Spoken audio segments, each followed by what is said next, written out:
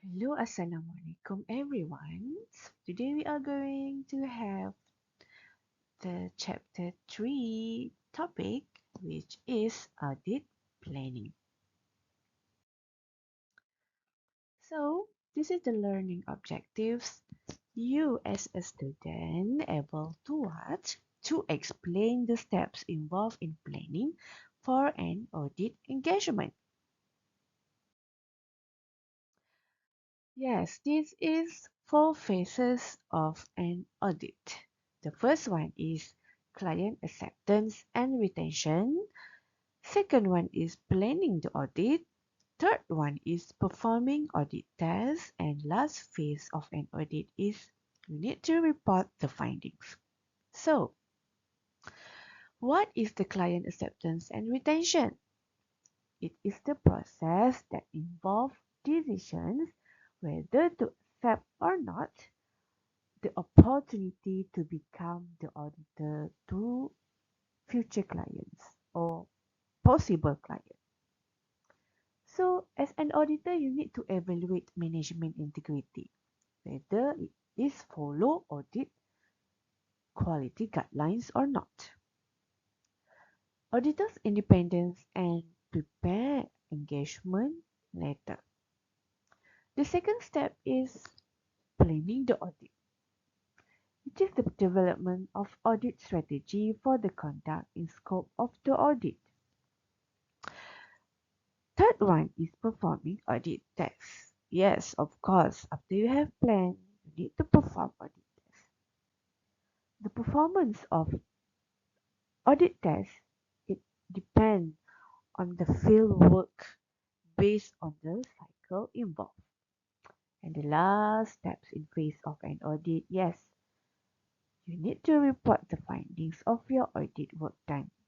This is how you communicate your audit findings to your client.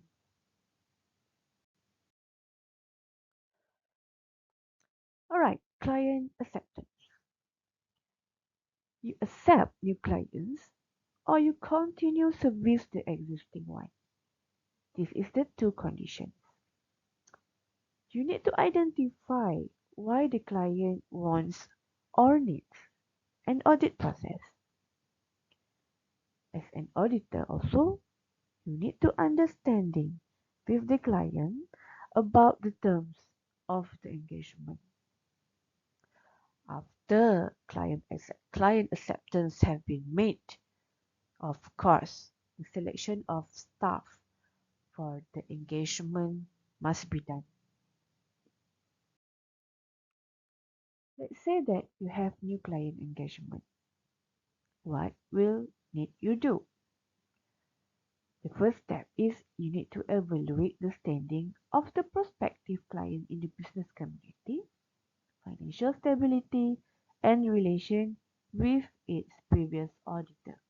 For example, if the business fails financially, the auditor will be exposed to significant financial liability. Yes, of course. If your client didn't pay you, you have significant or material financial liability. So for new client engagement also, it is requirement MIA bylaws to communicate with former auditor. For example, maybe client may lack of integrity,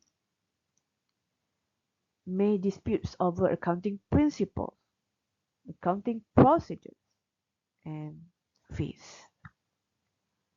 Let's say your future client no previous auditor.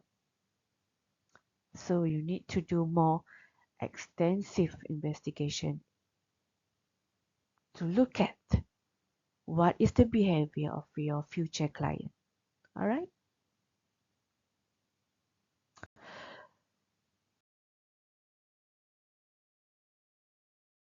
Okay, if you are service to a continuing client,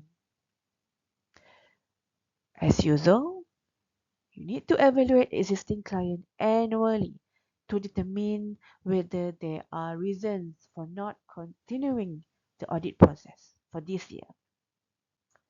There are conflicts that might arise over maybe scope of audit, maybe type of opinion issued, or maybe in terms of fees. Okay? So you as an auditor have the authority to choose whether to continue or not. Auditor may discontinue service due to clients lack integrity, maybe that they are not paid you, and also maybe you think that the client is excessive excessive risk. Okay, for example, regulatory conflict between regulator and client. Okay, there might be have the conflict between your client and regulator. This would result in financial failure of the client and of course ultimately lawsuit against the auditor. So you might be discontinue give your service to this type of client.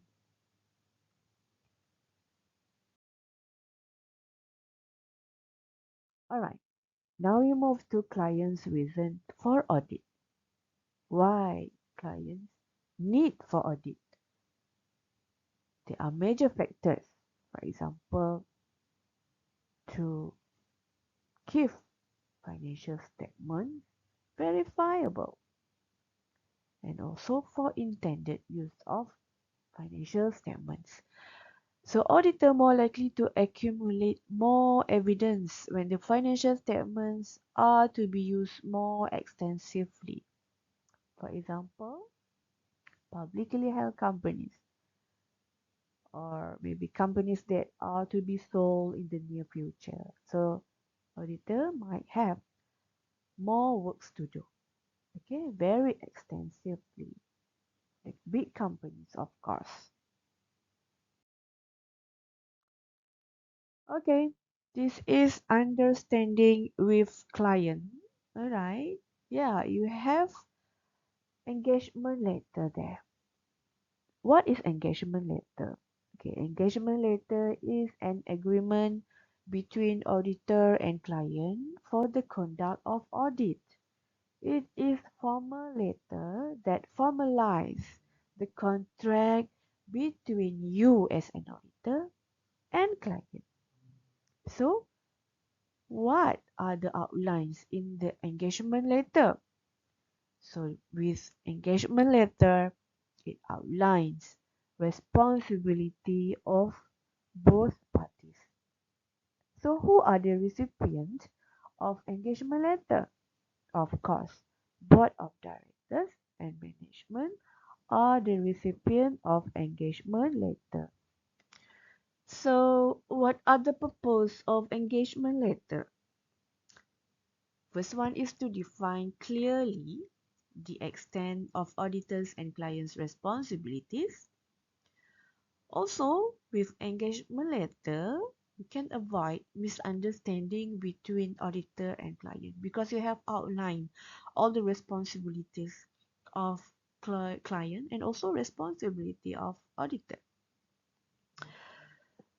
Okay, and also to provide written confirmation on auditor's acceptance of the appointment, the scope of audit, form of report, and scope of non-audit services. This is if any, okay?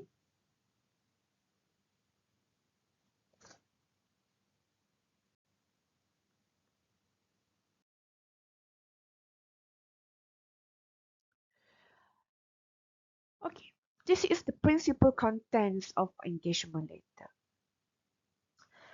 We have objective of financial statement audit, management responsibility for the financial statements, the scope of audit including reference to applicable standards, the form of report which is inability to form report if audit is not completed. So if this situation happen, yeah, it is stated in engagement letter.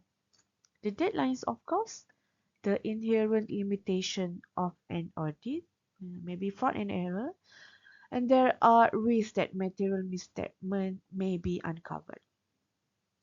In engagement letter, also we have schedules to be prepared for auditor and audit fees.